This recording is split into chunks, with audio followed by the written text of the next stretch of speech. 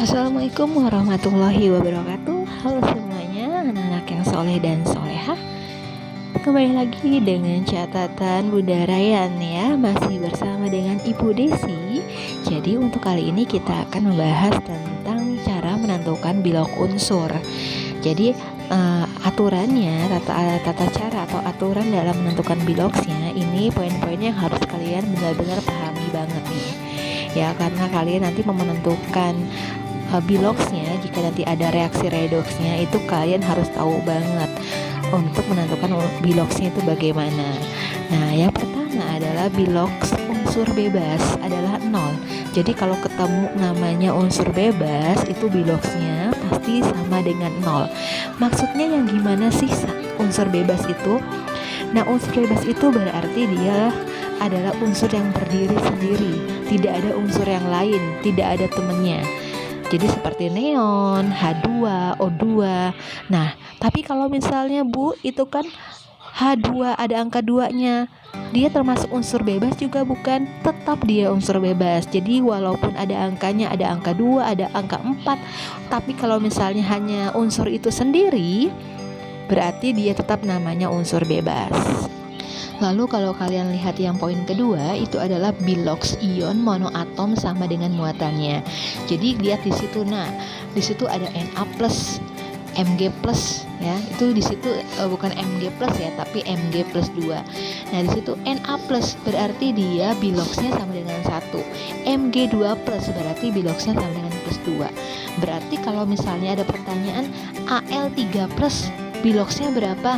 Bilogsnya adalah positif 3 ya. Jadi menentukan bilogsnya itu dilihat dari angka yang di atasnya itu ada positif, ada positifnya ya, berarti dia sesuaikan dengan si bilogsnya. Kalau dia plus 1 berarti bilogsnya plus 1. Kalau dia disitu tandanya plus 2 berarti bilogsnya plus 2. Kalau min 1 berarti dia min 1. Paham? Oke, paham ya. Jadi mudah ya. Jadi ingat poinnya, bilog ion monoatom itu sama dengan mono dan sama dengan muatannya. Nah, kalau misalnya poin yang ketiga adalah jumlah bilogs untuk semua atom dalam senyawa. Jadi kalau misalnya ketemu dia senyawa, di dalam bentuk senyawa itu dijumlahkan, nanti bilogsnya sama dengan 0. Ya, jadi kalau untuk jumlah bilogsnya nanti kalau dijumlahkan itu dia sama dengan 0. Nanti kita lebih enak nanti ke contohnya langsung. Jadi contohnya nih, misalnya nih, lihat di sini ada CuO. Nah, bilogs Cu dengan si bilogs O ini nanti kalau dijumlahkan ini hasilnya sama dengan 0. Ya, karena CuO itu adalah senyawa. Nah, jadi diingat lagi nih, senyawa itu yang gimana? Ingat pelajarannya kelas 10 semester 1 ya. Gas senyawa adalah gabungan dari beberapa unsur.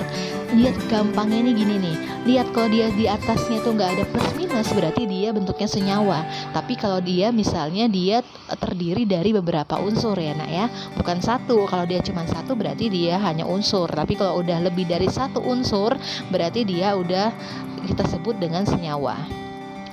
Nah, biar gak lupa materinya kelas 10 semester 1 diingetin lagi. Oh, berarti senyawa banyak banget ya Bu ya. Banyak banget, ada H2O, CO2. Jadi cari sebanyak-banyaknya nih kalian. Nanti senyawanya apa aja, kalian nanti kalau udah bisa menentukan bilogs unsurnya, itu pasti kalian bisa menentukan bilogs masing-masingnya. Nah, poin yang keempat adalah jumlah bilogs atom-atom pembentuk ion poliatom. Poliatom berarti dia lebih dari satu. Jadi kalau misalnya dijumlahkan itu sama dengan muatannya. Contoh OH-, di situ ada muatannya min 1 ya. Berarti dia kalau dijumlahkan bilogs O dan H itu berarti nanti jumlahnya sama dengan min 1.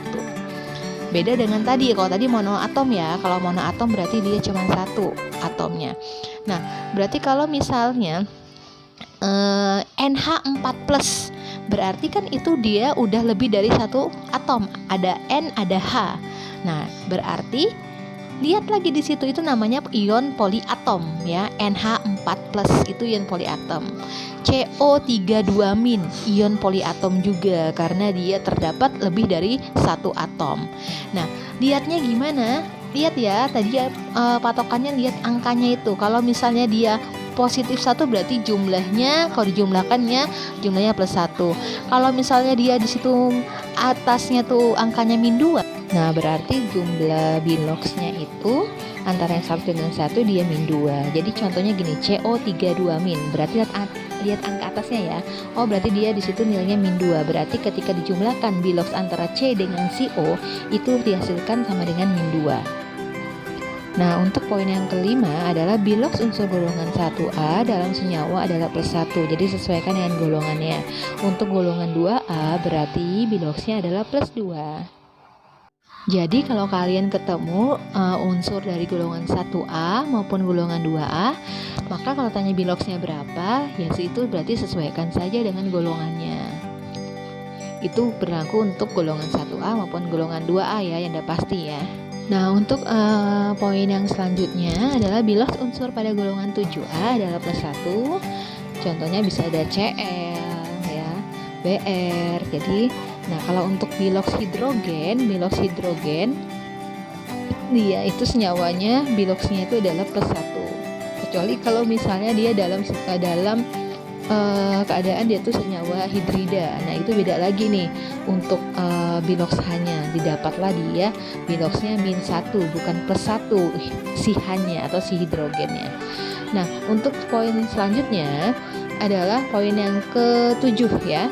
Poin yang ke-7 adalah bilox oksigen. Jadi si O itu kalau dalam senyawanya biloxnya itu dia min 2, kecuali dalam senyawa peroksida. Nah, biloxnya adalah min 1. Nah, kalau misalnya dia CO-nya dalam senyawa biner dengan si fluor, misalnya dia itu bilox O-nya menjadi plus 2. Oke, demikianlah untuk pembahasan kita kali ini mengenai aturan bilox. Terima kasih yang sudah menonton. Jangan lupa yang belum subscribe terlebih dahulu, di like, komen, dan share ya. Sampai jumpa di materi kita selanjutnya ya. Tetap stay tune saja pada catatan Bunda Rayyan. Terima kasih. Wassalamualaikum warahmatullahi wabarakatuh.